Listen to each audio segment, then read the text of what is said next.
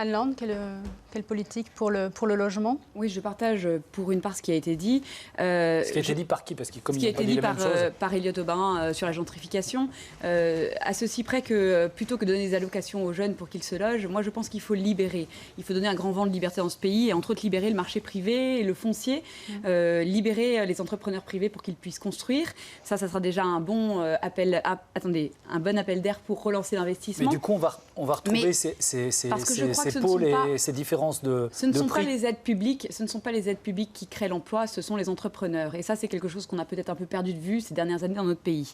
Ce sont les entrepreneurs qui créent la richesse. Voilà. Et sur la question du logement social, il faut avoir une vision qui revienne à la mission du logement social, une vision sociale plutôt que comptable, parce que vous parlez finalement beaucoup de quantification.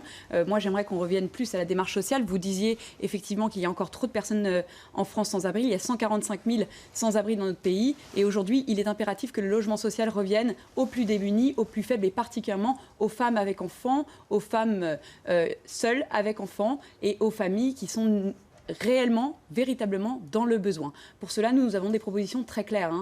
Pour libérer le marché, il faut supprimer la loi ALUR qui est totalement contraire au principe de liberté, au principe de propriété en encadrant les loyers.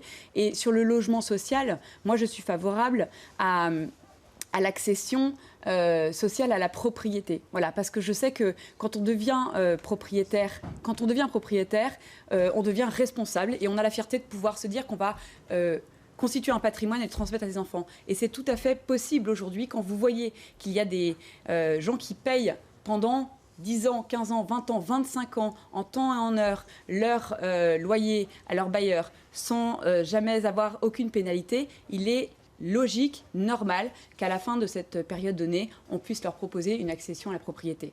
Voilà les idées que moi je défends pour les Républicains pour être député de la Nation.